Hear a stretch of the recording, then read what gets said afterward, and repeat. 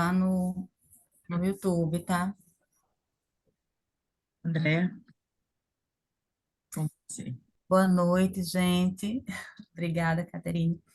Hoje a gente vai estar novamente com o Fernando. O Fernando já esteve aqui num outro momento do núcleo, né? Mas hoje a gente vai estar novamente com ele, falando sobre violência, convivência, intervenção docente, temas que, né, a gente está precisando pensar, principalmente nesse momento. Eu acho que é um tema bastante importante da gente estar sempre visitando, né? Vou apresentar Fernando, acho que a maioria de todos, acho que todos, alguns não conhecem Fernando, então eu vou apresentar. Fernando é psicólogo, graduado em filosofia e letras, especialista em teoria psicanalítica, mestre e doutor em educação, professor do Departamento de Fundamentação da Educação do Programa de Pós-Graduação em Direitos Humanos, do CCHLA, da UFPB, coautor e organizador de livros e artigos científicos nas áreas de educação e da psicanálise, e ele trabalha muito com esse tema, né, da cultura de paz, com a questão da violência nas escolas, e aí a gente hoje vai ter essa oportunidade, né, de conversar, discutir, pensar junto com ele. Aproveitem. Bem-vindo, Fernanda, a palavra é tua.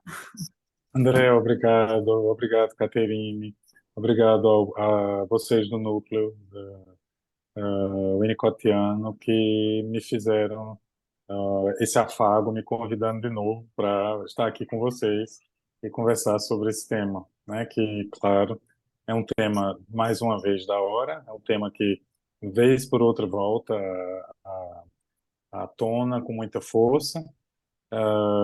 E é um tema que nos interessa a todos que vivemos as voltas com a educação e a quem, claro, pensa a educação com olhar psicanalítico, com olhares psicanalíticos, porque na verdade esses olhares são plurais. Então, eu vou organizar a minha fala para falar em torno de, no máximo, 40 minutos. E aí dá tempo para que vocês possam trocar comigo, se quiserem, tá? Então, eu espero, são 9h37, facilitando a minha vida, 9, esse 9, tá? 19h40 até 8h30. E aí meia hora, no mínimo, para a gente conversar, tá? Eu até brinquei hoje de manhã, dizendo que não tinha enviado texto nenhum, porque parte do que eu vou dizer, vejam como eu fui pretensioso, né? Presunçoso. Ainda não tinha sido dito ou escrito. Mas eu posso, brincando, complementar que isso é verdade, no que me diz respeito, né? Ah, eu, eu não escrevi ainda tudo, pelo menos isso, alguma parte do que eu vou dizer agora, e eu penso que é me organizar para conversar com vocês hoje me deu justamente essa ideia de produzir algo nessa direção, de escrever sobre isso, da forma como pelo menos eu vou organizar a minha fala. E o meu pensamento, é claro.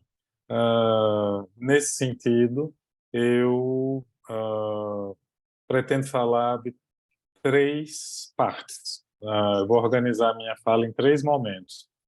E nesses três momentos, eu vou fundamentalmente, considerando o tema da conversa, que é violência na escola, as contribuições da psicanálise, a partir da afirmação, da tese de que sim, a psicanálise tem algo a dizer, sim, certamente, sobre o fenômeno das violências na escola, ainda que o que ela tem a dizer precise ser compreendido e criticado de maneira que a gente possa se apropriar daquilo que há de melhor do ponto de vista psicanalítico para contribuir com a compreensão desse fenômeno. E eu vou me explicar. Bom, então vamos lá. Ah, Vamos começar pela referência ao que seja violência na escola. Essa, digamos assim, ainda é, curiosamente, se é que eu posso dizer isso dessa maneira, e eu faço um parêntese para explicar o meu comentário, né, o meu curiosamente, o meu advérbio de modo, ainda é, curiosamente, um tema cujas bordas são indefinidas. E agora sim eu faço meu comentário.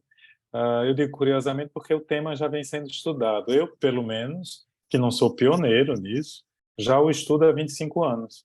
E, claro, havia produções anteriores, inclusive em língua portuguesa, que datavam do final dos anos 80, início dos anos 90, no Brasil, e textos muito anteriores, claro, que fora do Brasil, em língua francesa, em língua inglesa, se dedicavam, ou se dedicaram a produzir conhecimento em torno do fenômeno da violência. Ainda assim, essa categoria é invocada de maneira tão ampla que, quando eu digo essa categoria, eu estou me referindo ao conceito de violência na escola, que ela abarca fenômenos os mais distintos, de forma pertinente, me parece, mas é importante reconhecer essa plasticidade, essa amplitude do conceito, de modo a entender que o conceito de violência na escola abarca vários outros fenômenos que se articulam pelo mesmo critério, pelo mesmo eixo, que é o eixo da violência propriamente dita. É preciso, então, a gente entender que, não há uma, mas várias formas de violência, em vários níveis das relações humanas. Dois, a violência é um conceito que envolve um juízo de valor. O que hoje é tratado como violência, no passado não era, porque não se reconhecia, vamos pensar, por exemplo, o direito de crianças e adolescentes, o direito de pessoas negras, o direito de pessoas LGBTQIA+. Nada disso era reconhecido como legitimamente humano, como intrinsecamente própria dignidade humana. Ser criança, ser adolescente, ser negro ou negra, ser mulher ou ter um gênero que nem era pensado antes, nada disso era considerado intrínseco, legítimo ao que é humano. Era tratado como naturalmente inferior, no caso das mulheres, como desumano, no caso das pessoas negras, que durante o período da escravidão, da diáspora africana e da escravidão, nem pessoas eram reconhecidas como tais. E eram tratadas como anormalidades, como doenças, no caso de identidades de gênero e sexualidades não heterossexuais, androcêntricas, ou seja, não heteronormativas.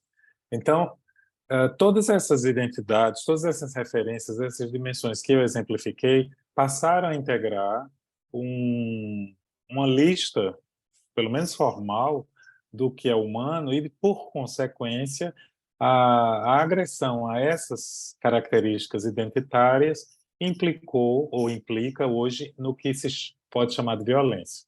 Então, em síntese, o que é a violência? A violência é um abuso de poder. Há sempre força, poder, mas a força em si não é um problema. Nós precisamos de força para levantar um corpo contra a gravidade, por exemplo.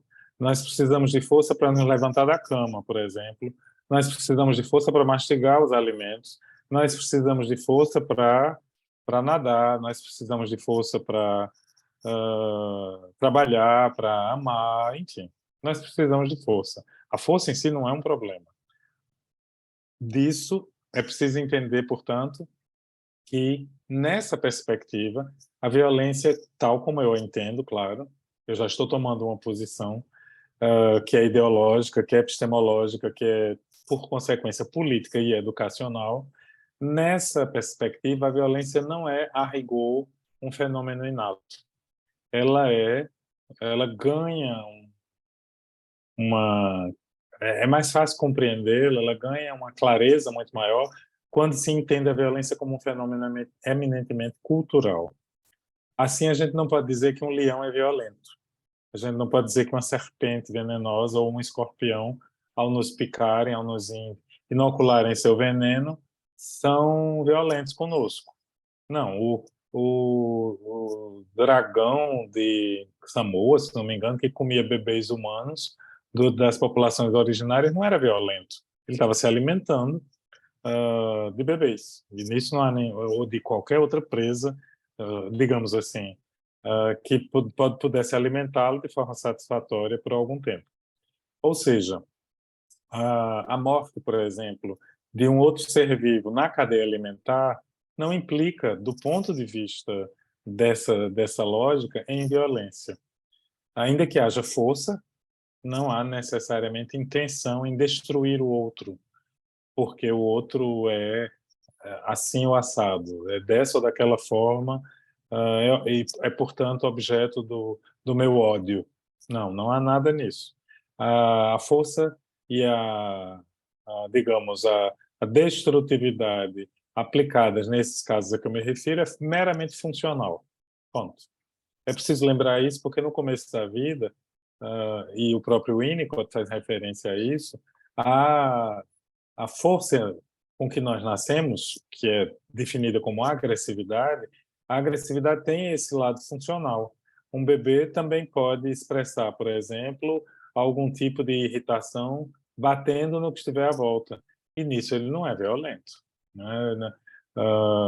Os adultos é que enxergam nisso alguma intencionalidade e rapidamente começam a atribuir ao bebê algum tipo de intenção malévola, como se essa intenção fosse inata, né? Tem até uma musiquinha, acho que das músicas baianas, né? Pau que nasce torto nunca se endireita. É uma expressão popular, né? Pau que nasce torto morre torto, que foi assimilada pela canção e que, enfim, preenche uma certa explicação no imaginário popular. Mas, obviamente, que por trás dessa ideia do inato, irremediável, imutável, há também uma concepção ideológica sobre o que os destinos dessa força, tá? Que eu estou, por enquanto, chamando de força, mas que a gente pode chamar de agressividade sem nenhum problema. No sentido etimológico, agressividade significa exatamente isso: força em direção a, ou em força para o movimento. Pronto. Aos poucos é que a agressividade pode se tornar violência. E aos poucos, nesse sentido, a violência vai ganhando, como eu disse, claramente um caráter cultural. E aí eu preciso ser, hum, digamos assim, mais justo com vocês e com o meu raciocínio, para que eu não comece falando da perna de pinto e termine falando da perna de pato. Alguém poderia dizer, mas você não começou dizendo que a violência é eminentemente cultural? Como é que ela vem de algo que seria, digamos assim, natural, essa força que você chama de agressividade? Que diferença faz entre tomate ou como se diz em inglês, tomato ou tomato? Que diferença faz no fim das contas? Se ela está lá na origem ou se ela está aqui, de qualquer forma não há uma continuidade aí. É preciso lembrar que não. Até mesmo do ponto de vista winnicottiano, a violência não implica numa continuidade, mas ao contrário, numa ruptura, numa reversão desse jogo. Eu volto a falar disso daqui a pouco. Bom, então, visto dessa maneira, ou vista dessa maneira, a violência ela claramente é carregada de uma história, de uma marcação cultural, temporal, histórica, que necessariamente implica em relações humanas. Essa é uma primeira seção. E dizer isso, é importante lembrar, tem, claro, a ver com uma certa perspectiva psicanalítica, que eu já me referi, como a winnicottiana. A winnicottiana não é a única nesse sentido, mas tem a ver também com perspectivas como a da história, como a da antropologia, e uma certa filosofia, tá? Ou seja, pelo menos a história, a antropologia, outras disciplinas científicas, elas presumem que o dado cultural não é universal nem é inato. Ele é construído, ele tem um quantum de arbítrio e, portanto, ele precisa se reconstruir constantemente para poder se manter, sobreviver. Ele até parte de uma presunção de natureza, de naturalidade, né? A gente internaliza a cultura de tal modo que, primeiro, a gente continua se reconhecendo como a gente acredita que é, automaticamente. Segundo, a gente continua reconhecendo tudo à nossa volta, imerso nessa teia cultural, como se tudo tivesse sido sempre assim. E aqui eu não estou radicalizando numa perspectiva culturalista para dizer que tudo é só cultural e tudo é só linguístico, tudo é só produção de significado, não, ou é simbólico, não, vamos mais devagar. O que eu estou dizendo é que eu reconheço que há, sim, uma variável cultural que é central nesse processo e que, digamos assim, filtra o que houver, filtra a agressividade, filtra as marcações materiais que houver nessa história, tá? Bom, dito isto, eu estou, em última instância, querendo insistir na ideia de que a violência ela tem sempre significados e ela é produzida sempre num contexto comunicacional, portanto.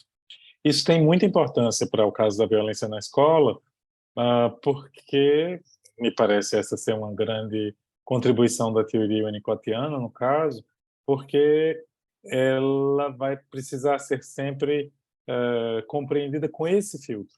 Algo que alguém que está infringindo as regras, transgredindo as normas, que está, enfim, com o que o Winnicott, inclusive, chamava de comportamento antissocial, esse algo comunica algum conteúdo do psiquismo desse sujeito.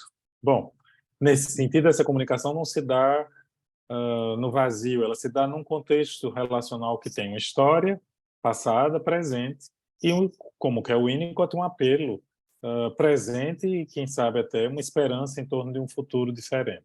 Bom, essa perspectiva, marcada por esse olhar histórico, cultural, ela é importante nós a mantermos na mente, porque ela destoa de outras perspectivas.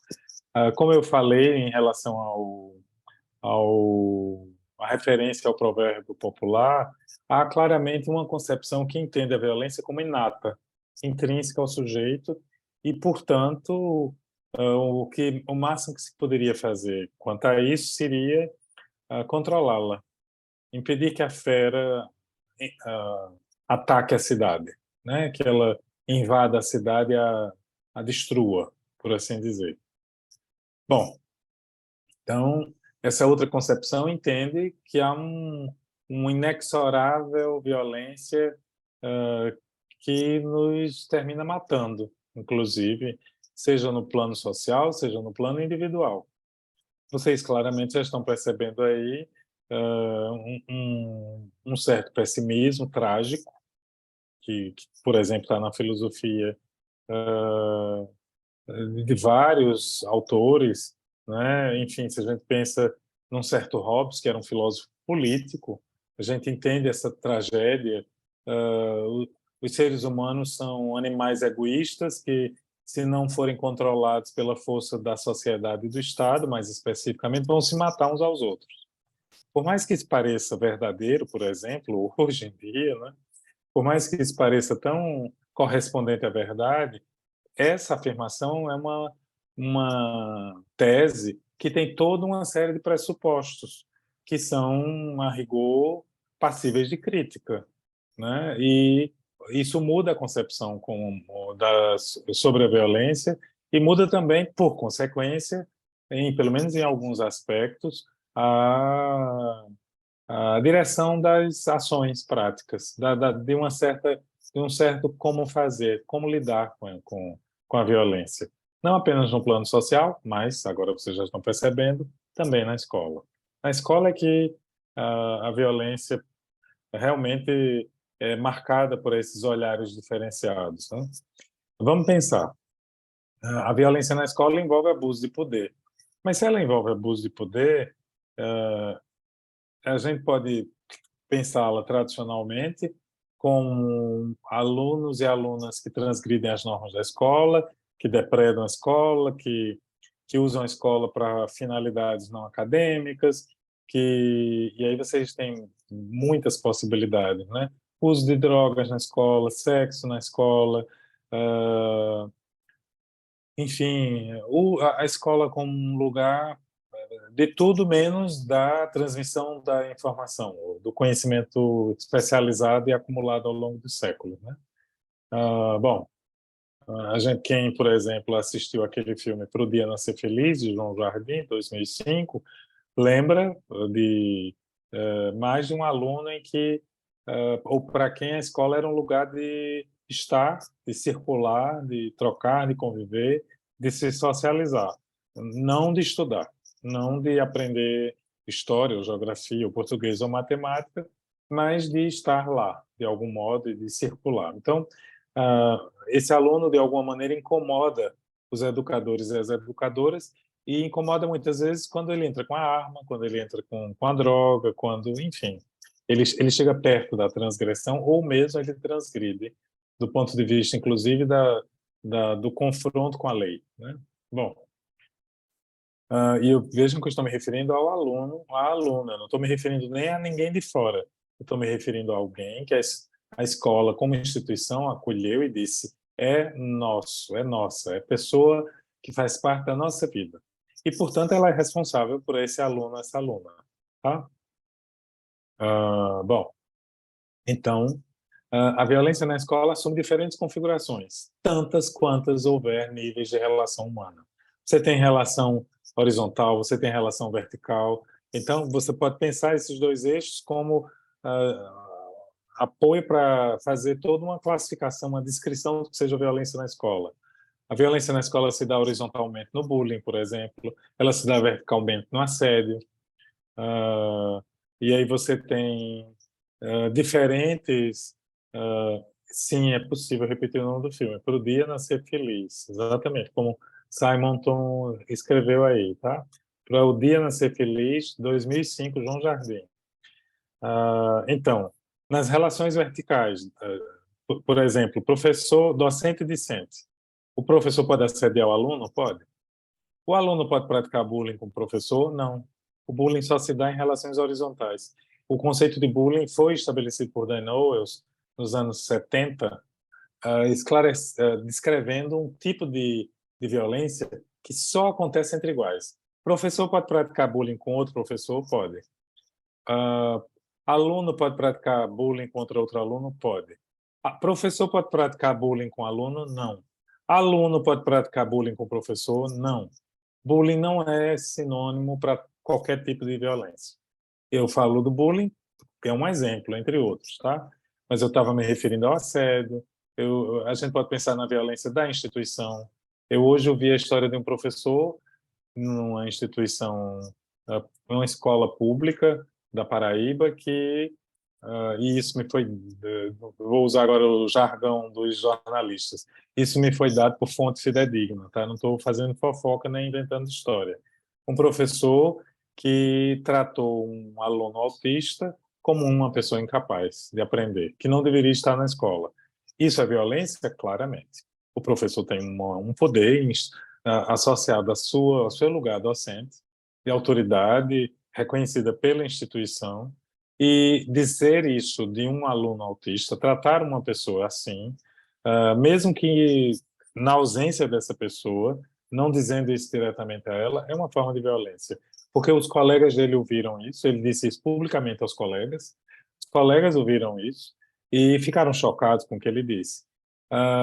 De fato, é chocante. E é uma violência desse professor que, carregado de preconceito com relação às pessoas autistas, as desconsidera como capazes de aprender.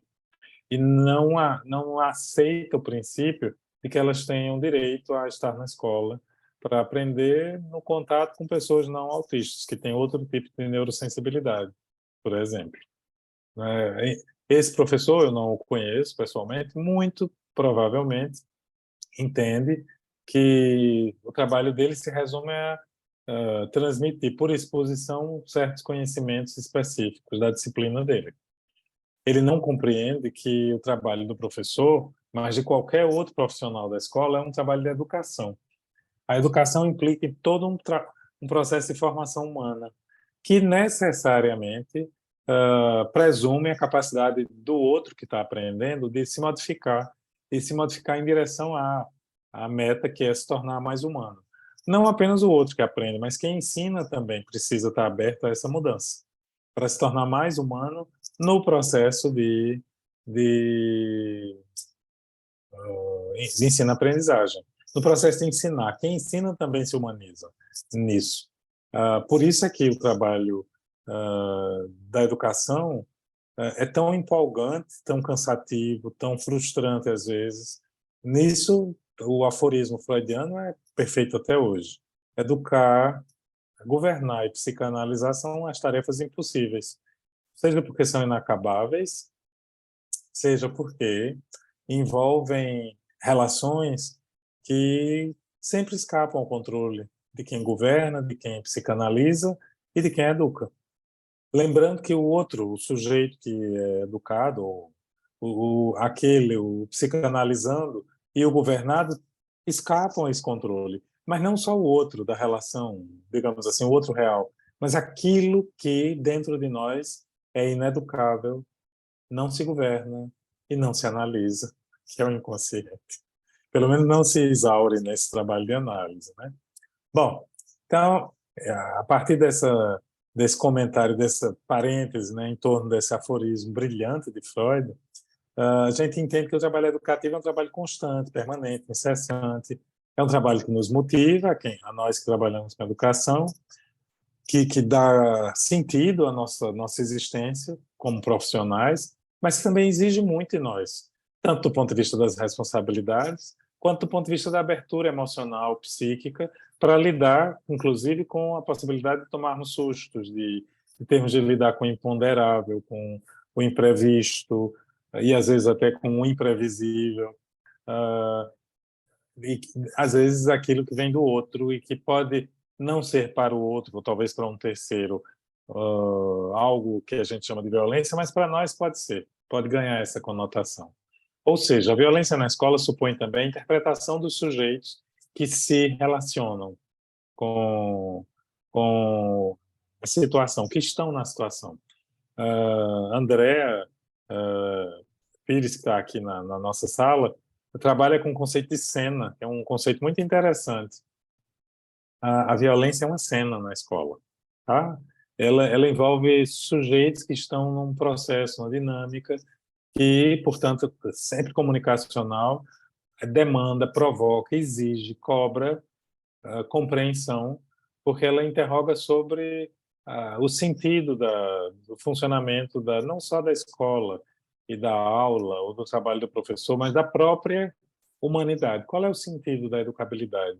Por que é que se investe tanto dinheiro na construção de escolas, na manutenção de escolas, no pagamento de profissionais da educação, na formação das novas gerações? A pandemia, recentemente, mostrou o quanto nós investimos na escola. Quando eu digo nós, eu me refiro a gerações de adultos que cada vez mais passam mais tempo trabalhando e entregam mais cedo suas crianças às instituições educativas, né? A escola também, como mostrou muito bem a crítica marxista, como mostrou a crítica paulo-freireana, é também uma máquina de moer carne. A escola termina sendo um sistema de seleção social e econômica, né? A escola termina, muitas das escolas que a gente conhece, das redes privadas, sobretudo, terminam sendo centros de seleção social para aprovação nos cursos X, Y, Z de destaque no ensino superior. Enfim, não vou entrar no mérito da questão, mas eu quero mostrar com isso a importância da escola. E, claro, os problemas de violência na escola que chegam a nós, que nos horrorizam, inclusive, que envolvem a tragédia da morte, da perda de vidas, não apenas a perda das vidas, o que já seria terrível por si só, mas também o reconhecimento do fracasso da escola.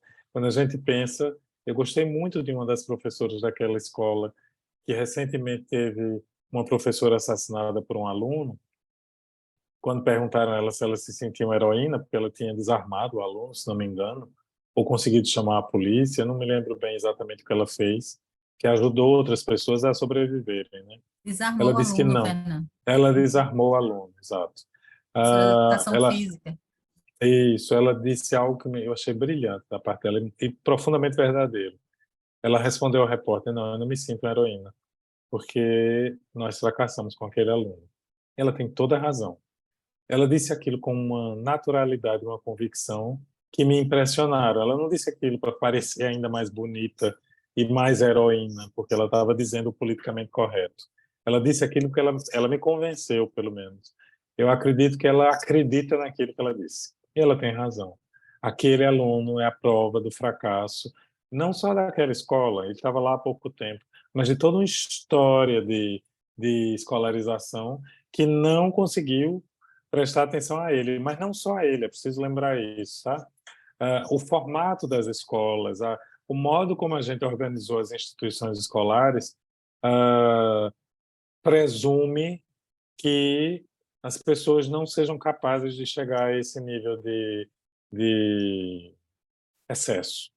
E a realidade tem mostrado que as pessoas são, sim, capazes de chegar a esse nível de excesso. Não apenas por fatores individuais, né? Por fatores socioeconômicos. A gente pensa, por exemplo, na cultura de armas que há nos Estados Unidos da América, a gente entende que o primeiro grande massacre em escola de ensino médio aconteceu lá. Columbine, em 1999, a gente está em 99, 9, 19, já tem 24 anos, quase 25 anos. Columbine acontece numa sociedade em que comprar armas é muito fácil. Você compra armas pelo correio, hoje pela internet. Um adolescente pode comprar armas facilmente, e isso impressiona. Então, é só um problema, um distúrbio psicológico daqueles dois que entraram na escola atirando para todo lado e depois se mataram? Não. Isso está lá? Tá. Provavelmente esses jovens estavam psiquicamente muito perturbados, mas isso não explica tudo. Aliás, isso explica, do ponto de vista sociológico, muito pouco. Agora, uma sociedade que permite e que incentiva o uso de armas, que faz da arma uma mercadoria, essa sociedade é uma sociedade que usa, e eu estou aqui usando o exemplo norte-americano, mas a gente pode pensar no Brasil, né? A gente teve 4 anos do governo Bolsonaro, agora muito pouco, com esse discurso explícito, escancarado. Uma sociedade armada que entende que professores e professoras precisam ser treinados com as armas para se defender. A ideia de que a gente combate arma com mais arma, essa crença na defesa armada dentro da escola, é uma sociedade que claramente aponta para a convicção de que a violência, sim, é um código de regulação do poder. E é preciso a gente lembrar isso. A violência é um fenômeno cultural, ela está na escola porque a escola está dentro da sociedade e, portanto, é imersa na cultura, mas porque também a violência é um código de organização social, um código cheio de regras, tá? Em que a força física se sobrepõe ao argumento, em que a arma se sobrepõe às ideias, ao toque, ao olhar, em que há toda uma linguagem corporal marcada, atravessada pelo gênero, em que as orientações sexuais e a cor da pele determinam o maior grau ou o menor grau de vulnerabilidade. Enfim, o gênero também. A gente tem ouvido muito falar com muita pertinência sobre a violência doméstica e a violência contra a mulher. Não é à toa. Por que há tanta violência contra as mulheres? Porque há uma cultura androcêntrica em que as mulheres são tratadas como objetos. Se insurgirem contra essa regra, vão apanhar, vão morrer. Ora, é nessa cultura em que a gente não pode esquecer e é nessa cultura que vão explodir na escola, vez por outra, situações de violência extrema. Então, a gente não pode se surpreender quando a gente pensa nesse pano de fundo, por que é que há tanta violência na escola? E a gente não pode esquecer que não vai ser só aumentando o nível de segurança contra as armas, a entrada, a circulação de armas na escola, que o problema vai se resolver. Porque, do ponto de vista pedagógico, violência na escola se resolve com atenção para as relações, tanto com a subjetividade quanto com a intersubjetividade. Tá? Bom, eu falo disso para dizer o quê? Eu só tenho mais 20 minutos. Eu preciso de lembrar, eu entro no meu segundo tópico, tá? No segundo momento da minha fala. Eu preciso lembrar que em psicanálise, eu tenho que falar de psicanálise, né? Em psicanálise, há diferentes compreensões sobre violência e, claro, isso tem repercussões para o campo psicanalítico e para as contribuições que a psicanálise pretende trazer para a escola. Quando eu digo que há diferentes concepções, eu quero lembrar, por exemplo, que a gente tem, desde o inatismo freudiano, a ideia de uma pulsão de morte, e aqui eu vou usar o conceito de tribo mesmo, freudiano, tá? Não estou usando a noção de instinto, estou usando a noção de pulsão. Freud fundamentalmente usou a categoria pulsão. Então ele vai presumir que haja uma pulsão destrutiva. A destrutividade é pulsional, ela não é vital, ela é mortífera. A agressividade, como ele vai associar a pulsão de morte, a agressividade é eminentemente destrutiva, mortal. Freud, nesse sentido, não reconhece, a partir de um certo momento da obra dele, que a destrutividade possa ser utilizada para integrar ou para a vida, em última instância. A agressividade não será vital, será mortífera. A gente tem esse inatismo freudiano, ele põe a agressividade ao lado da libido, lá nas origens inatas. A gente tem essa concepção muito claramente numa escola como a Kleiniana, e a gente tem, curiosa e paradoxalmente, nas escolas francesas também a concepção de uma violência inata, mas a violência não estaria no corpo, no biológico, no pau que nasce torto, nunca se endireita, né? Nesse corpo, nessa fisiologia que Freud vai associar ao id, mas sim na cultura, no arbitrário da cultura. Tá? Há um texto de René Girard chamado A Violência, que presume que a violência está na origem do humano, da cultura, porque os seres humanos precisam ser impositivamente incluídos na cultura, e isso é uma violência. Bom, e aí a violência se torna inescapável, ela é inevitável. Vez por outra ela vai voltar à tona, vez por outra ela é maléfica e ela, sobretudo, precisa ser controlada, limitada, tá? Daí a positividade da castração. Toda a teoria da castração vai ser lida positivamente nesse sentido. Os meus impulsos são perigosos e eles precisam de limite. E o limite será dado a isso, e quanto mais limites eu tiver, mais estrutura, mais organização, mais funcionalidade. Se a gente pensar, por exemplo, seja na teoria do eu, um eu mais estruturado é capaz de conter seus impulsos, seja na teoria do desejo, da libido, que pensa, por exemplo, no modelo lacaniano nas estruturas.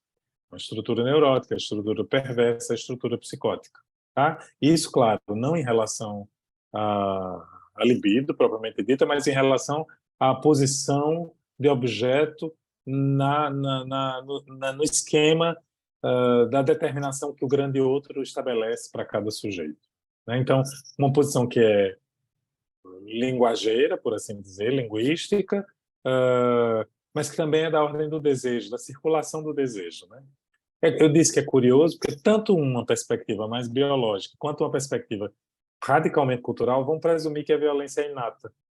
É curioso isso, né? Porque uma perspectiva cultural poderia perfeitamente dizer, não, isso é histórico. Isso não é assim. Ora, mas nessa perspectiva cultural marcada pelo estruturalismo, a história das origens está tão perdida num tempo remoto que o arbítrio, como condição definidora do psiquismo humano nas origens de cada indivíduo, é suficiente para explicar isso. É quase um axioma teológico, é um artigo de fé. Deus existe, logo, no princípio era o arbítrio, logo, e o arbítrio é necessariamente uma marcação que fere, que traumatiza, e, portanto, violência. Ponto. Então, duas perspectivas que, enfim, fecham a violência no campo do irremediável, na melhor das hipóteses, do controlável. Há uma outra perspectiva, porém, que como no campo da antropologia, sobretudo, aqui eu estou me referindo mais à filosofia, tá? No campo das filosofias também há uma outra concepção que entende a violência do ponto de vista moral e não do ponto de vista ontológico. E aí a gente vai entender a violência como, enfim, um fenômeno que se constrói e que tem valor. Lembra do que eu disse lá no começo? E aí a gente pensa, por exemplo, num autor como Winnicott.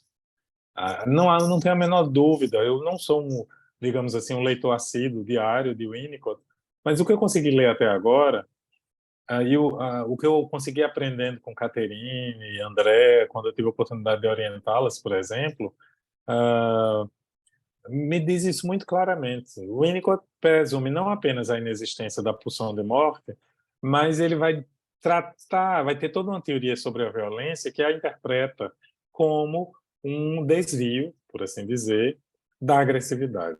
Eu digo desvio, por assim dizer, porque o caminho da violência é um caminho, como qualquer outro, né? Todos os caminhos, por assim dizer, remetem às origens que tem a ver com uh, esse vital que vai pouco a pouco ganhando configurações na interação com o ambiente, no jogo intersubjetivo com esse ambiente que não é necessariamente físico, ainda que o físico, o material importem, mas é sobretudo intersubjetivo. Bom, e aí, sem dúvida, a violência não é necessária. Isso é fascinante do ponto de vista winnicottiano e, claro, sobretudo do ponto de vista educacional. Por isso é que, de todos os autores psicanalíticos, o Winnicott talvez seja o que, consagrado, mais tenha contribuições a dar para pensar a violência na escola dessa perspectiva que se contrapõe, desculpem, a violência como um dado inato e irremediável. Com o Winnicott é possível pensar a violência com esperança de não mais. A gente pode pensar, será possível a gente conceber que esse sujeito e essa instituição e essas pessoas que estão em interação não sejam mais violentas umas com as outras no presente? A resposta, em tese, é sim, é possível. Mesmo que, vez por outra, a agressividade possa tender para, enfim, uma certa violência, porque, bom, depois que a gente percorre certos caminhos de constituição do psiquismo, é muito mais difícil fazer de conta que não se passou por ele, né? Claro que ninguém sai dessa como as almas do purgatório, que depois de pagarem suas penas vão para o céu, né? Na teologia católica você tem essa crença de que alguns fiéis, algumas almas de alguns fiéis não merecem ir diretamente para o céu, ficam no purgatório purgando. E aí entram no céu, etc. e tal. Portanto, a gente não pode pensar que a agressividade seja toda purgada, por assim dizer, e a gente consiga um mundo sem violências, um mundo completamente sem violências, porque esse mundo não existe, não é real. Aí alguém diria, haha, tá vendo o inevitável da violência? Não, é diferente. É diferente porque, nessa perspectiva, eu vou sempre partir da premissa de que a violência pode ser superada. E isso faz diferença. Do ponto de vista educacional, esse olhar, que parece muito otimista, sustenta ou converge para o princípio da educabilidade. O princípio da educabilidade presume que todos podemos ser melhores, inclusive do ponto de vista moral. Não apenas eu posso saber mais, como eu posso ser mais. E ser mais aí implica em ser melhor. Como ser humano, eu preciso conviver com outros e, portanto, eu preciso, como sujeito moral, ser melhor. O que não significa que a minha sociedade seja sempre um ideal, que eu posso ser um sujeito muito bem adaptado numa sociedade seja homicida. Isso não é ser melhor, né? Do ponto de vista, eu estou falando do melhor aí com muito cuidado, eu sei, sem nenhuma grande idealização, mas tomando os critérios do que a gente chama de civilidade ou civilização, né? Enfim, com todas as reservas, porque essa mesma civilização vive fazendo guerra. Mesmo depois de ter percebido que poderia se destruir na Primeira e na Segunda Guerra, continua fazendo guerra, né? A gente tem guerra no Sudão, guerra na Ucrânia, guerra nos Morros Cariocas, guerra em todo canto. Se a gente pensar na circulação de armas e na facilidade com que pessoas são mortas, Se a gente pensar, né, que as pessoas disputam, são induzidas a disputar um lugar no mercado e, portanto, para a sobrevivência imediata, são capazes de passar por cima das outras. Isso não apenas em situações dramáticas, mas no dia a dia, nos ônibus, nos trens, nos metrôs. Então, a gente entende que as guerras acontecem não apenas em situações declaradamente bélicas, né? Ou seja, eu sou capaz de tratar o outro como um obstáculo, como um objeto indesejado. Eu perco a referência do ser humano que está no outro, porque eu entro num funcionamento uh, quase desesperado em alguns casos, né? Enfim. Bom, para não perder meu eixo, eu falei de Winnicott. Eu quero dizer que eu acho que há um autor que eu gosto muito de ler, que é Laplanche. Laplanche traz uma contribuição que eu faço fundamental para a questão da discussão da violência na escola, que é, primeiro, ele situa a violência, sim, no campo da história do sujeito. O Laplanche era um francês, então ele não, vez por outra, ele associa a violência a, a essa ideia de trauma, de constituição do psiquismo, mas ele não faz isso como um inevitável, eu penso, pelo menos. E ele diz, sobretudo, uma coisa, em relação à psicanálise, tá? Para eu passar para o meu último momento da fala. Uh, Muita gente invoca a psicanálise como se ela fosse uma espécie de religião laica. Isso em países como na França, em que a psicanálise se espalhou, se disseminou, penetrou na cultura, penetrou no imaginário da classe média, das classes altas, uh, é diário. O que é que a gente faz com as crianças dentro de casa na pandemia? Chama o psicanalista. Ou, pelo menos, escuta o psicanalista. A psicanalista tem sempre o que dizer. Os psicanalistas franceses, psicanalistas ingleses, enfim, na Inglaterra isso também é verdade. Eles sempre são ouvidos, são considerados especialistas de referência. Laplanche diz o seguinte: olha, a psicanálise tem certamente muito a fazer no campo da clínica. Isso quer dizer que ela não tem mais nada a fazer fora da clínica? Não, não é isso. Ela tem contribuições a trazer para a educação, sim, mas ela está sempre nas bordas, tá? Ela não, ela nunca vai ser uma teoria educativa, ela nunca vai ser uma teoria prescritiva sobre o que fazer. Portanto, é arriscado, no mínimo, para não dizer pretensioso, pretender que toda a violência na escola se reduza ao nível subjetivo. O nível subjetivo é alcançado pela psicanálise? Sim, é. Mas a gente não pode pretender psicanalizar situações de violência na escola, levar tudo para o divã da interpretação, porque senão a gente esquece a dimensão antropológica, sociológica, histórica, econômica. E essas situações, essas dimensões não são psicanalizáveis, a não ser que você presuma que, enfim, como fazia Freud, talvez como faz um certo lacanismo, que, dadas certas condições a priori, sejam as da natureza, sejam as da cultura, todo o resto se extrai daí. Eu penso que eu não considero interessante fazer uma leitura da violência na escola pela via psicanalítica de forma tão extensiva e tão radical dessa maneira, porque toda interpretação nesse sentido incorrerá um sério risco de cometer erros. Tá? Eu vou fazer um comentário agora crítico a um dos autores cujos artigos eu pedi a Andrea para ela dividir com vocês. Tá? Há um artigo, e eu tenho que dizer os nomes, de um doutor que foi aluno de Alfredo Nassar Neto. Ele se chama... Espera aí, tá? Eu vou conseguir agora, olhando para o nome do artigo, me tem um segundo só. Espera aí, pegar aqui, André. Estou procurando no meu WhatsApp, tá? Me dê um segundinho só, porque eu estou com um computador ligado e eu não baixei esse arquivo. Só um instantinho. Gente, André, eu lhe mandei 3 arquivos. Achei. Achei. Esse foi publicado em 22, tá, gente? É por isso que eu quis que vocês o vissem, vocês possam conhecer depois. O nome do principal autor o sobrenome é Almeida. Ele é doutor em psicologia clínica pela PUC, Alexandre Patrício de Almeida. É um inicotiano, que foi orientado por Alfredo Naffar Neto.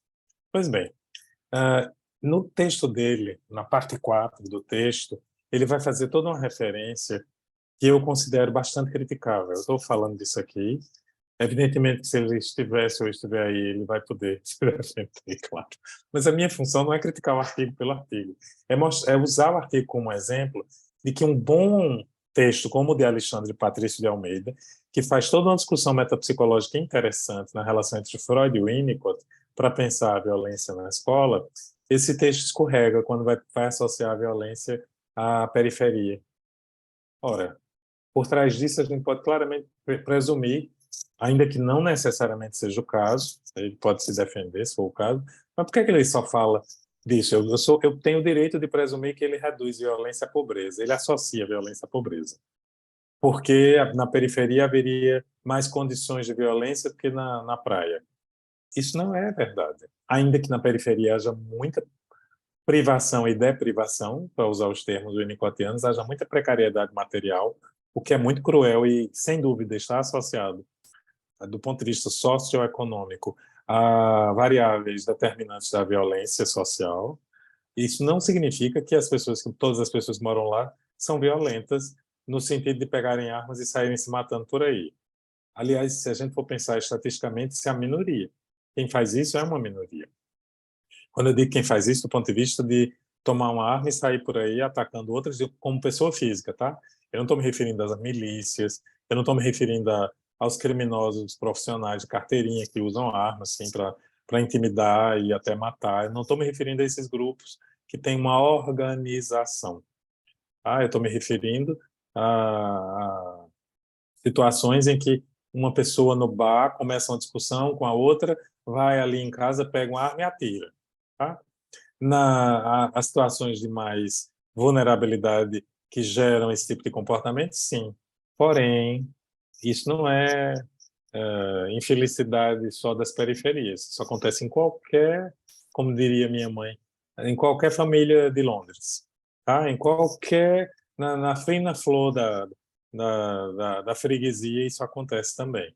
Ou seja, fazer um comentário como esse nesse artigo, ao fazer isso, Almeida e Naffar Neto, que endossa o artigo como coautor e ex-orientador do doutor Alexandre Patrício de Almeida, ao fazerem isso, os autores reproduzem o que me parece ser, pelo menos, a possibilidade de alimentar um preconceito. Tá? Bom, eu falei desse artigo de Alexandre Patrício de Almeida, que a Andrea vai depois poder compartilhar, porque ele me parece ser um bom artigo, tá? Quando ele faz toda uma discussão relacionando Freud, Winnicott, e por isso eu acho que é um artigo que merece ser lido. Não é qualquer artigo, é um artigo que merece ser lido, desde que a gente faça um recuo e faça crítica. Ou seja, eu estou usando esse artigo também para mostrar que não é porque é psicanálise que é verdadeiro ou bom. O psicanalista também pode estar marcado por seus preconceitos. Tá? E esses preconceitos são determinados por suas presunções epistêmicas, que tem a ver com a sua teoria, a sua concepção sobre violência e, portanto, a extensão disso, violência na escola. Tá? Não quero terminar, e eu não quero passar do meu tempo, sem indicar... tem vários artigos hoje, como eu disse, tem pesquisa com 30 já anos de produção. Tem artigos de Andréa Pires, tem artigos de Caterine Gonzaga, tem artigos meus também, claro. Enfim, se eu não tivesse publicado nada nesses 25 anos, eu não poderia ser professor da universidade, a gente tem que estar sempre publicando, né, a parte do trabalho. E, enfim, eu estou dizendo isso para dizer que, sim, nesse sentido, eu penso que as contribuições dessas autoras, a minha contribuição, que tentamos articular autores, inclusive de perspectivas epistêmicas distintas, Winnicott, a pedagogia institucional francesa que vai beber em Lacan, sem fazer disso uma sopa de letrinhas, tá? Sem fazer disso uma salada azeda, mal construída epistemicamente, porque sempre olhando para o fenômeno educativo. Esse material traz contribuições. E aí eu queria lembrar algumas delas, basicamente nos princípios, tá? Antes de terminar mesmo, que minha hora já acabou, meus 40 minutos já acabaram. Vou partir de uma experiência que a gente está vivendo. André e eu estamos envolvidos num projeto de extensão, de cooperação com uma instituição pública, e a gente vem percebendo, mais uma vez, que é fundamental para agir pedagogicamente em situações de violência na escola, seja para prevenir situações de diferentes violências, seja para elaborar as situações depois que elas ocorrem, é fundamental que, e para isso o olhar psicanalítico tem muito a dizer, é fundamental que se criem dispositivos de lugar para falar, lugar de fala. Para isso, a pedagogia institucional é brilhante, me parece. Ela oferece, do ponto de vista pedagógico, toda uma série de referenciais, de conceitos e de estratégias pedagógicas que permitem pensar as práticas pedagógicas na escola de forma a permitir que a fala circule e, com a fala, a violência seja elaborada, contida, evitada, superada. Aí você dá o viés que você quiser, do ponto de vista epistêmico, né? Parêntese, o último, eu prometo. Alguém diria, que importância tem essa diferença, esse cuidado todo com a teoria da violência na psicanálise, se no fim das contas todas essas teorias convergem para a atenção com a intersubjetividade, com a afetividade, com as relações no dia a dia, o interesse pela escuta do que vem do outro, pela fala do outro, ao mesmo tempo o cuidado e o enquadre, o limite e o interesse pela vida psíquica subjetiva. Que diferença faria? De novo, alguém pode dizer que isso é um preciosismo, que isso não tem nenhuma importância do ponto de vista pedagógico, que, falando qual seja a língua que se fale, um pedagogo ou pedagoga interessado, um professor ou professora interessado em Lacan, ou em Winnicott, ou em Freud, ou em Laplanche, todos vão poder conversar no fim das contas. Eu diria que a forma como se lida com o pedagógico vai mudar um pouco, e esse pouco tem relevância. De novo, a ideia da educabilidade. Permitir que se fale, não apenas para controlar o pulsional, mas para dar a ele possibilidades de novas traduções, para possibilitar, quem sabe, que uma certa deprivação, como pretendem traduzir o termo em inglês deprivation, né, de Winnicott, uma certa deprivação encontre uma resolução mais madura, né, para usar um adjetivo tão caro aos winnicottianos, mais amadurecida, mais madura.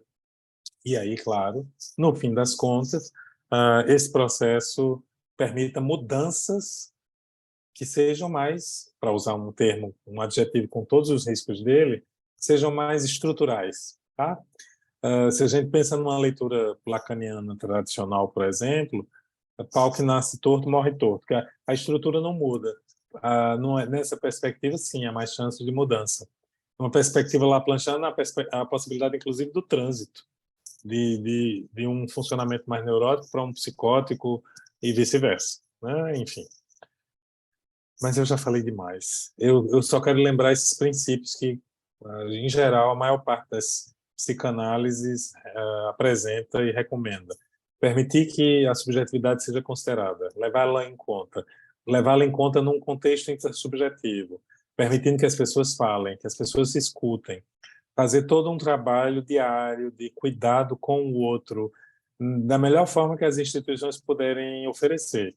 Uma instituição pública com poucas condições infraestruturais pode fazer alguma coisa? Pode. Porque as condições, como lembra o Winnicott, as condições ambientais não se reduzem às condições materiais.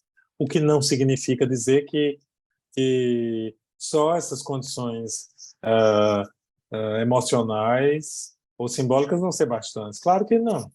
É preciso lutar por uma escola com mais e melhor infraestrutura, é preciso lutar por uma escola em que haja mais produção de saber, mais atividade de alunos e alunas, e assim por diante. É preciso lutar por uma escola em que o conflito seja tratado como conteúdo de ensino-aprendizagem, não apenas na fala, mas nas situações reais vividas, que são mediadas, que são elaboradas, que são pouco a pouco acompanhadas pelos profissionais da educação. Penso que, inclusive, essa experiência que a André e eu estamos vivendo agora, nesse momento, neste semestre, reforça essas convicções, né? Cada vez mais a gente se dá conta da importância das instituições em acolherem, ouvirem, prestarem atenção ao que seus profissionais têm a dizer e também ao que as gerações de crianças e jovens e adultos, inclusive, se for o caso, que passam por elas, também trazem para a escola, né? A escola ainda está muito pouco preparada para lidar com a diversidade, com a multiplicidade, com a plasticidade dos tempos atuais, enfim. Mas aí eu já estou sendo repetitivo. Vamos conversar? Vamos lá. Eu não sei quantos estão na sala, André, eu só vejo você. Ver você é São ótimo. 16. Você só me vê, então acho que eu Eu tenho só que vejo colocar. você. Você tem que colocar em colmeia o teu. Ah, Porque é? eu estou vendo todos. Eu não uso o Zoom, tá? Então eu vou aprender agora. Como é que eu faço aqui na colmeia? Acho Colmeia, que colmeia. eu acho que Participantes é quadro de... Não, deixa eu ver aqui. Mais. acho que é um modo de exibição, alguma Configurações de coisa. reunião. Tudo bem. Eu vejo a pessoa que fala, tá? Fernando, Ah, Eu vou... aqui no quadro, na sua tela, em cima à direita, tem view. Sim. Um monte de quadrinho assim. A Caterine, lembre-se que eu estou no celular, tá? Ai, Então eu não tenho. ah, Calma. Tudo bem, não é um problema grave. é que eu É só eu não sei se lembrando. vou saber te ajudar por isso agora. Tudo certo, tá bom. Foi a forma mais rápida e segura que eu consegui enfim, me conectar com vocês. Mas tudo certo, vamos lá. Eu estou aberto para Fernando, ouvir e falar. Fernando, obrigada pela sua exposição, pelas suas provocações, por fazer a gente pensar um pouquinho sempre mais. E aí tu foi falando, eu fui só anotando algumas coisas, eu acho que para ajudar também na discussão, se vocês me permitirem, eu posso começar um Claro, pouquinho. por favor. Então, quando tu traz a questão da agressividade para o Winnicott, né, e aí como uma força, né, ao encontro de, né, e aí o que me chamou a atenção na tua fala foi que tu disseste assim, que essa agressividade ela pode ser interpretada, né, pelos adultos, né, e aí esse olhar do adulto importa, nesse Sempre. sentido. Uma mãe pode se sentir atacada simplesmente porque um bebê é mais voraz, por exemplo. Uhum, Assim como uma uhum, professora pode ficar muito ameaçada por ter um aluno muito agitado na sala, né? Ele tem mais vitalidade nesse sentido, precisa se expandir mais, né? Não consegue uhum. ficar ali parado. Então, é por isso que tanto, né, a subjetividade docente importa, né? Porque eu acho que quando você fez aí um apanhado de onde é que vem, se é do biológico, se é do cultural, na verdade, eu fico pensando justamente nisso, assim. Eu acho que a violência, você falou assim, é um desvio da agressividade para o Winnicott, né? Da agressividade da criança, né, que está ali se A constituindo, vitalidade. a vitalidade, mas ela só vai ser isso se ela não tiver um ambiente continente, né? Assim, Uhum. então, né? E nisso a gente pode pensar um professor continente, né? Também, né? Uma Então, escola eu acho, continente. então nem tá no, eu acho que para o Winco tá nessas duas figurinhas assim, nessa dupla, né? No biológico, no sentido de algo acontecer ali no corpo da criança, né? Ela nasce, né? Ele fala de uma... Como é, Caterine? É algo inato, como é que ele chama? Potencial herdado. O potencial herdado, né? Então, ele nasce com... Alguns, né, bebês são mais tranquilos, outros são mais ávidos, né? Mas veja, é a o avidez não é ambiente que... violência. A Não, mas avidez não algumas é mães, violência. por exemplo, eu estou atendendo uma mãe que ela Sim. se sente extremamente atacada pelo bebê que dilacera o seio dela. E aí, da Percebe que... perspectiva dela, é uma violência, sabe? Isso, da Da perspectiva perspectiva do dela. bebê, da perspectiva do bebê, claro que não é, né? Ele está buscando ali, né? Ele está buscando viver, né, através da mãe. Mas eu acho que é isso, e o olhar que congela o bebê naquilo ali. Então, como é que esse bebê, por exemplo, para essa mãe, vai se constituindo como uma criança, como, entende? Ela vai sempre olhar esse filho de algum modo como aquele que a ataca.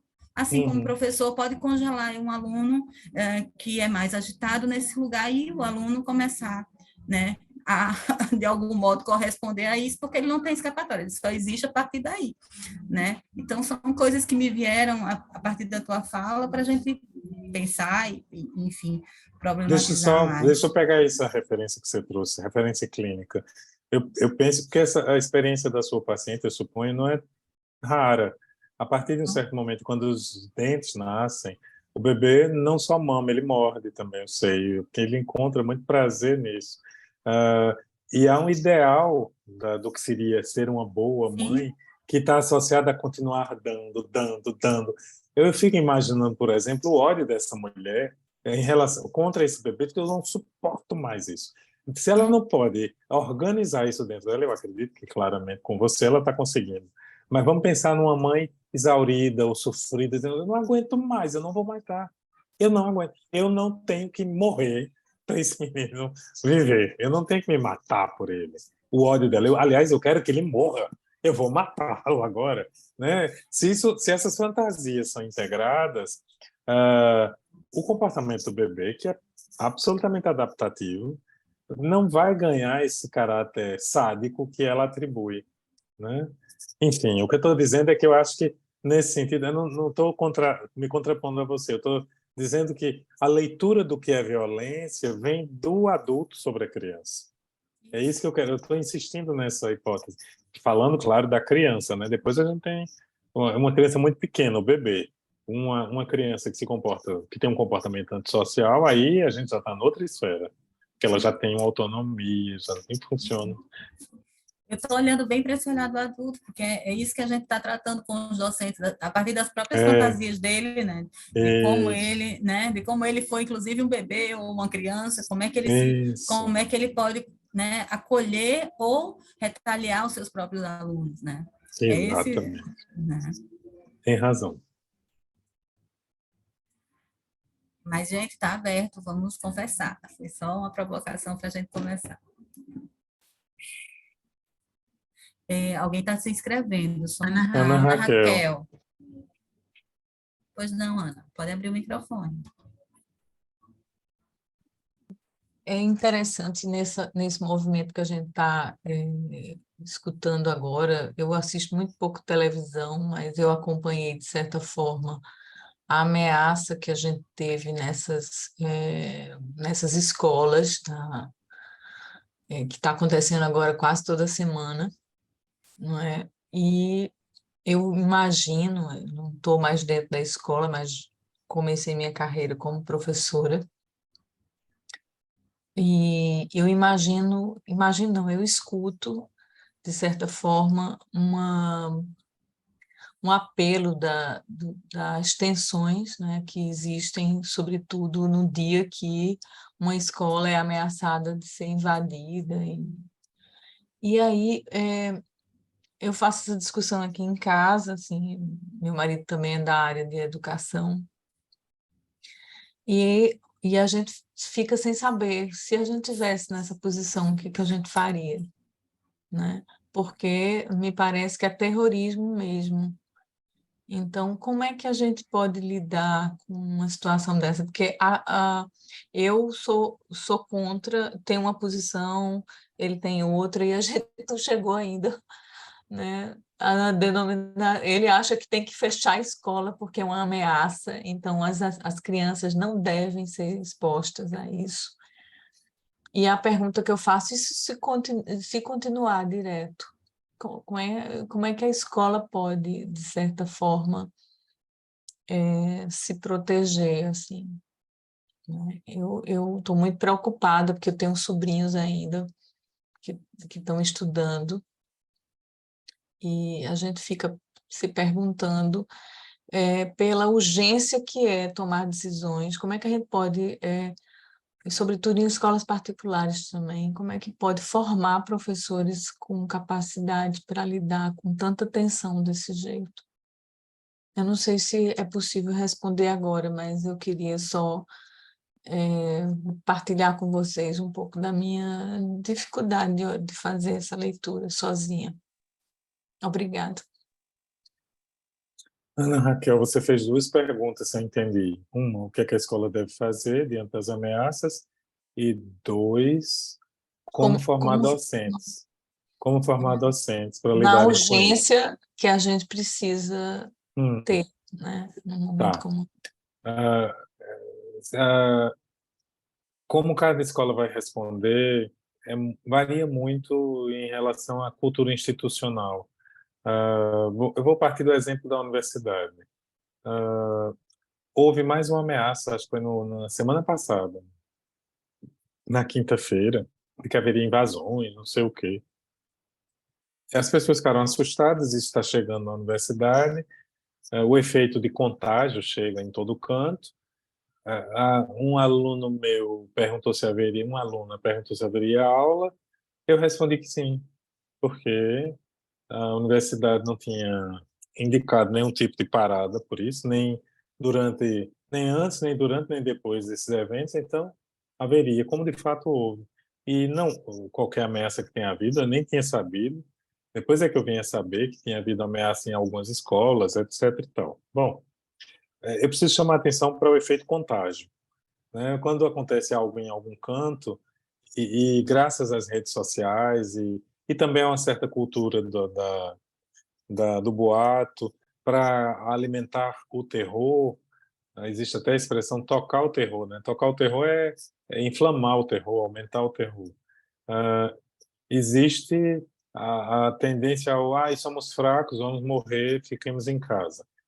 Mas isso só é verdade em alguns lugares, em que a vulnerabilidade e a insegurança são enormes. Isso não é verdade em todos os casos.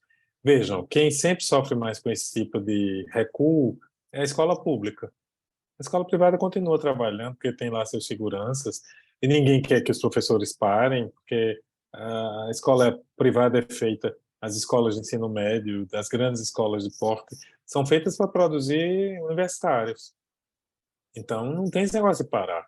Não, não é qualquer um que chega à universidade pública e com cursos de prestígio, menos ainda. Não, não, não, não, ninguém para. Continua trabalhando. Não isso nem é cogitado, a não ser que o problema aconteça na própria escola. Aí é um ruge-ruge, acorde, aquieta, apaga e dali a pouco, 2 dias depois, tudo continua como dantes no país de Abrantes, que a máquina não pode parar.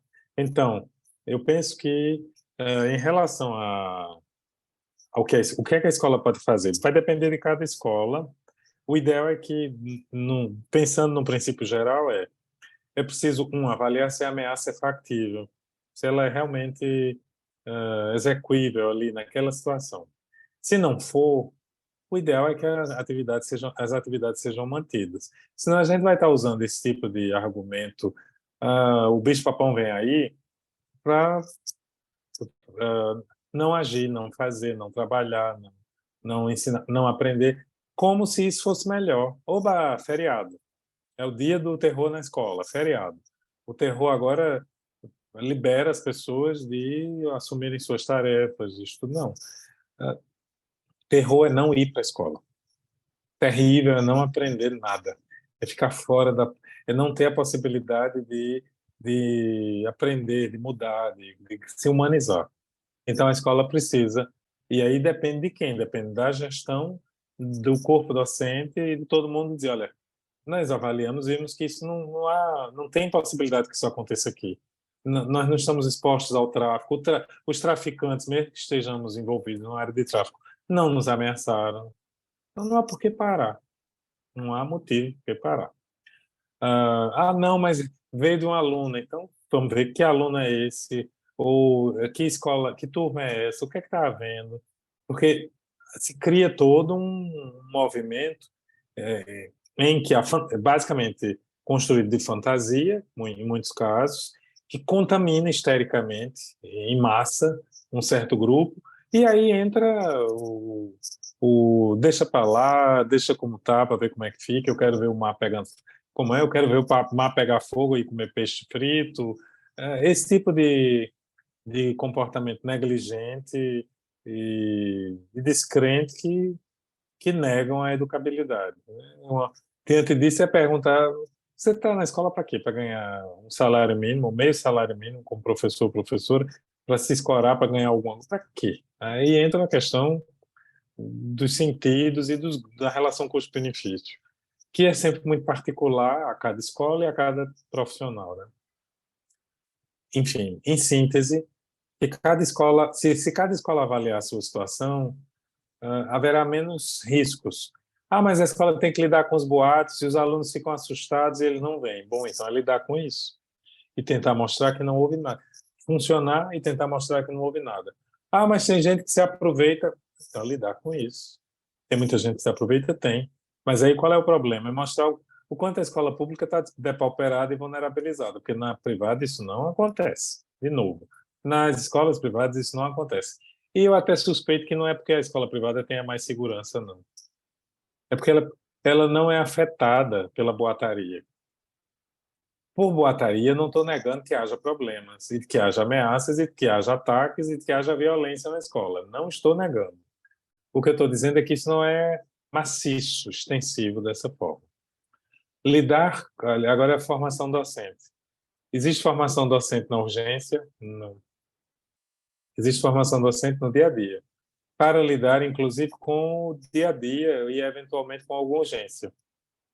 Não existe formação docente na urgência. Existe formação, acho que não existe nem formação, eu ia dizer uma besteira, né? Eu vou me corrigir. Acho que não existe nem formação de bombeiro na urgência. Não existe, não tem bombeiro que se forma do dia para a Você tem noite. razão. Você tem Não razão. tem como, não existe. Mas A assim, urgência, mas você veja a sobrecarga das pessoas que estão na frente, né? Nas sim, supervisões. Imagina, sim, as coordenações, eu sim. fico assustadíssima com isso, entende? E veja, Ana e todo mundo, de novo, é preciso a gente entender esse movimento. Esse é um movimento de ataque à escola pública. Eu conversava com o André hoje de manhã, e a gente via, por um lado, todas as propostas que estão vindo via governo federal são respostas à urgência. Elas vão dar conta de tudo? Não.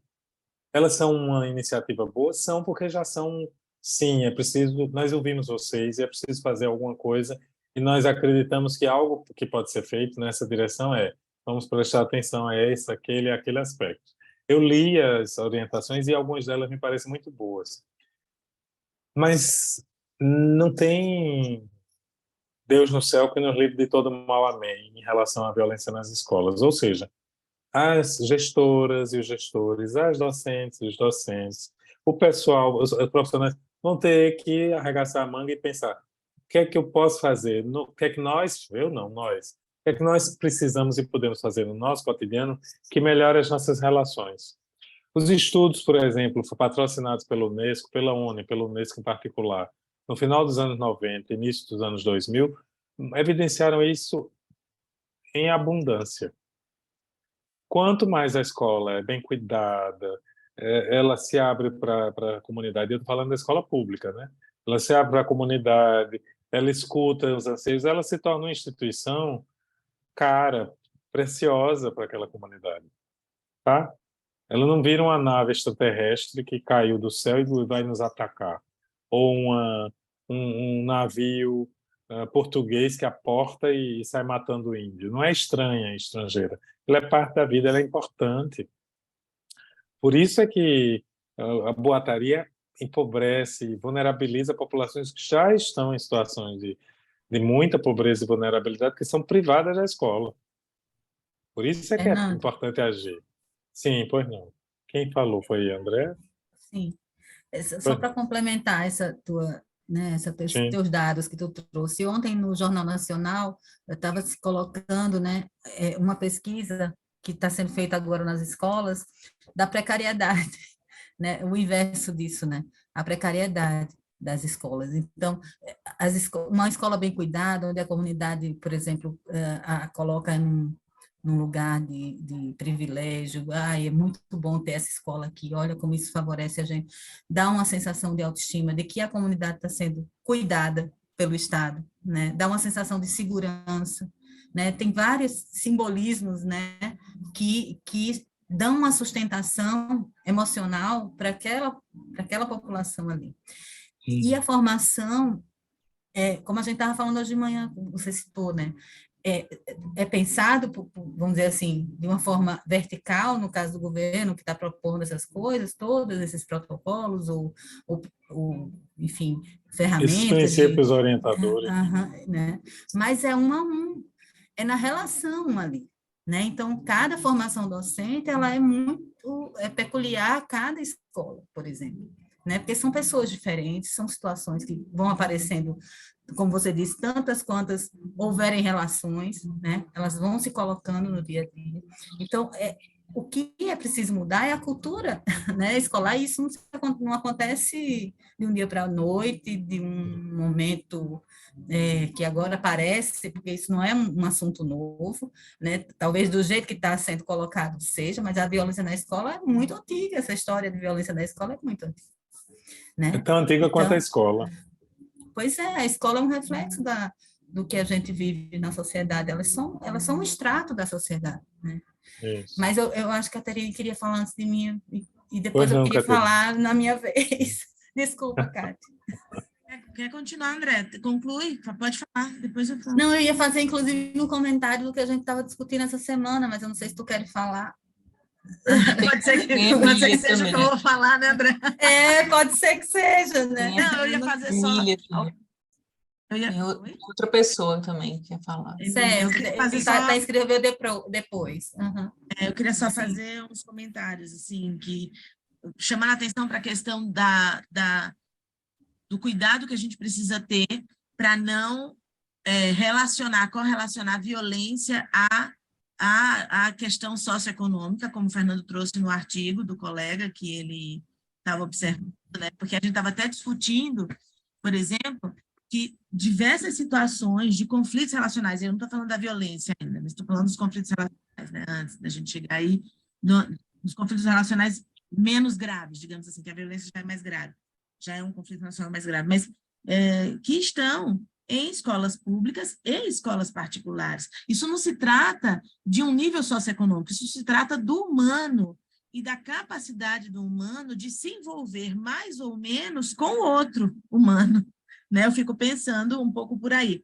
E aí, esse é um dos aspectos, né, que eu fico pensando, que é preciso a gente observar. E uma outra coisa, né, Fernando, quando você falou não ir para a escola, eu fico pensando, não ir para a escola, como você falou, né, para não ter aula, ou para, né, aula, mas não ir para a escola para não sobreviver, porque o que eu fico pensando é que o que foi necessário no dia 20 foi a escola sobreviver a uma ameaça de ataque, que é uma ameaça de ataque a uma autoridade que a escola representa nesse contexto família, escola, sociedade, né? Então, eu fico pensando assim, que o que a escola precisou foi sobreviver, foi suportar, né? Cuidar, se cercar de cuidados para que ela sobrevivesse, para a criança olhar e se assegurar, e aí confiar, e, portanto, poder seguir comunicando de uma outra forma, de uma forma sadia, que não uma forma através da violência. Eu fico pensando, porque em escolas privadas, eu soube, até a semana passada eu estava sabendo, né, a gente escuta muita coisa e tal, e eu soube, Fernando, em escolas privadas aqui de João Pessoa, de aparecerem os boatos, e de existir essa certa comoção, que você estava falando, né? Essa coisa do boato e do que isso provoca, né? Então, eu fiquei pensando bastante nisso, assim, na necessidade da escola sobreviver a isso, sabe? A esse tempo. E que não foi só no dia 20, eu fico pensando. Porque eu acho que isso tem uma série de aspectos. É uma malha, eu estava falando outro dia, né? Não foi, André? Acho que estava falando contigo. É uma malha, sabe? Relacional, eu fico pensando, né? E que liga, como eu estava falando, família, né? Escola, que é mais amplo, e sociedade, né? Que reverbera na nossa sociedade, né? Então, quando a gente vê, por exemplo, mães que vão para uma reunião com a escola e uma leva uma faca e uma ataca a outra, então, isso não está só na escola e não está só na criança ou no aluno, né? Ou naquele que vem de fora para atacar aquela escola. Fiquei pensando nisso. Mas, assim, está pouquinho tempo, eu não quero... Obrigada, André. Só para complementar um pouquinho, eita, só tem um pouquinho de tempo, Fernando, se puder nos dar só um pouquinho de tempo. Porque, assim, as escolas se esvaziaram mesmo as particulares, sabe, Fernando? Eu tenho queixas, assim, de pacientes que estavam se sentindo, por exemplo, completamente desamparados. Como assim minha mãe vai me mandar para a escola, por exemplo? Né?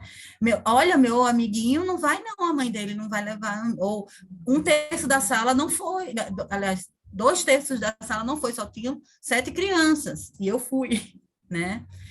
De se sentir assim, como se fosse desamparado, inclusive pela família, porque a família estava acreditando, e aí foi, né, ver com eles, não, tua mãe só vai te mandar porque ela sabe que a escola vai dar conta de ficar contigo, né?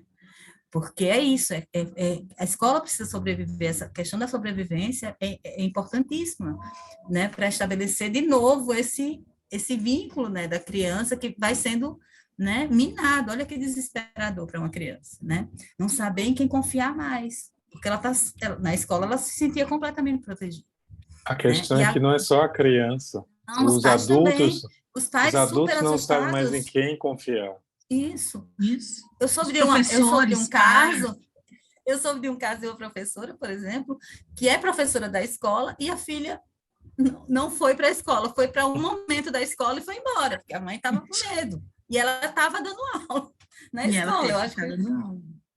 Então, veja como isso vai fragilizando, né, esse lugar que é um ambiente, que deveria ser um ambiente de proteção e de, né, de acolhimento e de validação social, né?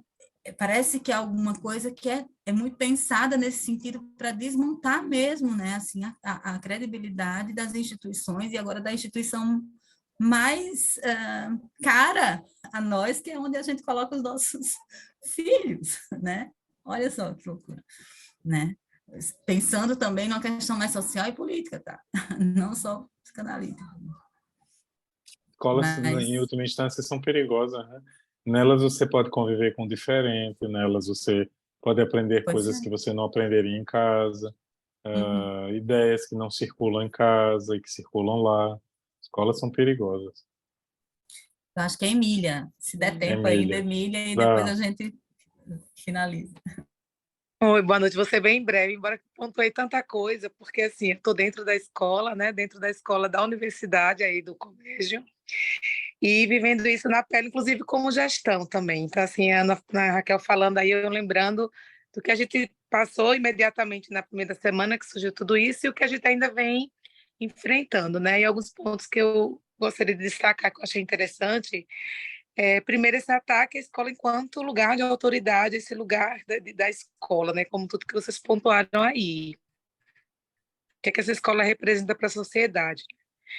E a gente está fazendo um trabalho, primeiro, como falar desse lugar de gestão que estamos, primeiro, não entrar nessa histeria coletiva, é ter essa lucidez, né, de que ter esse equilíbrio, que também não é fácil. Eu também estou na gestão, também estou em sala de aula com crianças, lá a gente está atendendo de 3 anos a 10, 12 anos, então é uma faixa etária bem, né, pequena, e não entrar nessa histeria, mas ao mesmo tempo também não ser irresponsável, enfim, né, desconsiderar tudo isso, porque as crianças pedem uma resposta, né, da diretora, como eles chamam, vem cá, diretora, e os pais também, enquanto as famílias, na verdade, elas pedem também uma prontidão em relação ao que a escola tem feito para se resguardar. E até de uma maneira simbólica mesmo, porque até eu falo, infelizmente, né, falo internamente, se for algum ataque, a gente não tem muito o que fazer, porque é um lugar que a escola sempre vai estar vulnerável a isso, porque a gente lida, né? Então, surge os pais, aí vem toda essa preocupação dos pais, vamos levantar os muros da escola, vamos abrir outra porta se precisar sair correndo, então, uma série de coisas. E a gente chama essas famílias para junto, para tentar pensar junto e passar quais são as demandas dentro da universidade, o que é que a universidade, enquanto instituição, tem feito no âmbito de segurança e como a escola também tem procurado atender, né? E não também desconsiderar tudo isso. E as crianças também, como vocês falam, a ideia do desamparo delas. E o que é que eu faço? As minhas crianças do 4º, 5º ano, que são as maiores, a gente escutou falando de que iam levar faca, porque para se defender, né? Então, elas maiores, elas já tentam ou não ir para a escola, né? Que a gente lutou muito e teve o dia D, que estava esperando esse dia D, para não ir para a escola. Então, uma série de situações, e que também a gente está lá na na sala e, vez por outra, dá aquele medo, assim, de que, né?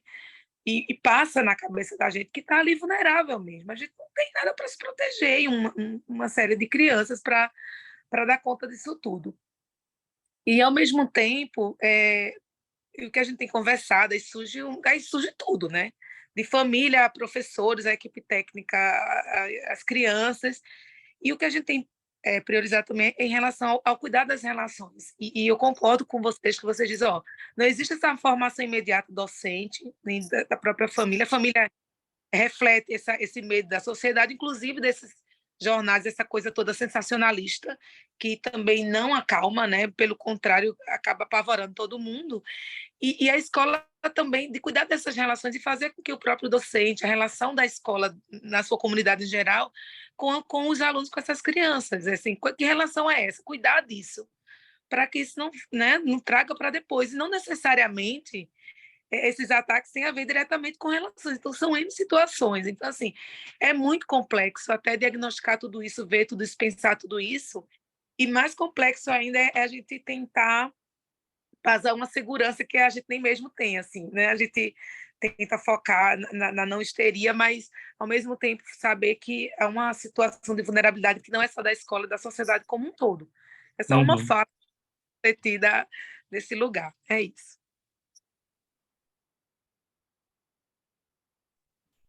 O ataque interno e externo, né? Porque também, né, parece que só vem um ataque de fora, né? A escola. Não, dentro também acontecem coisas violentas que precisam ser cuidadas, né? Uma coisa que a gente estava discutindo hoje de manhã com o Fernando.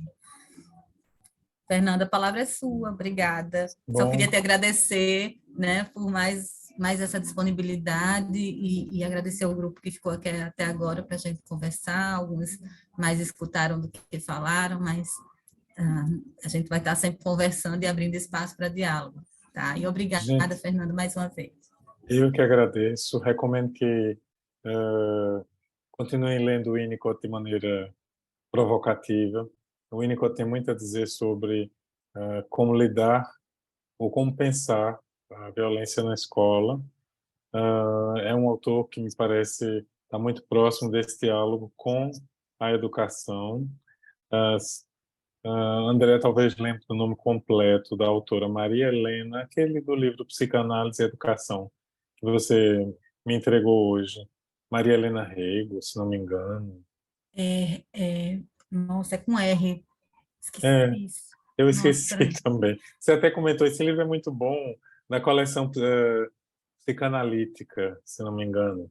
Mas ela também é uma winnicottiana que vai pensar psicanálise e educação e as questões da agressividade transformada em violência na escola. Maria Helena Rangel, se não me engano. Maria Helena Rangel. Isso. É Maria Helena o nome dela? Maria Helena Rangel, tá Maria certo. Helena Rangel. Recomendo que também procure na coleção psicanalítica esse livro, Psicanálise e Educação. Além dos textos que foram encaminhados para vocês, tá? Mais uma vez, muito obrigado. Um prazer estar com vocês.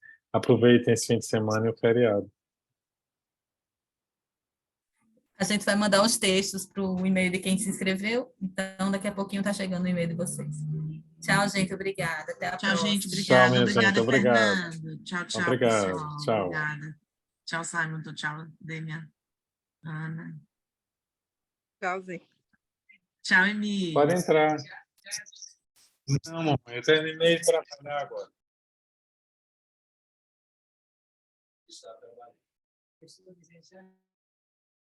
Tchau, André.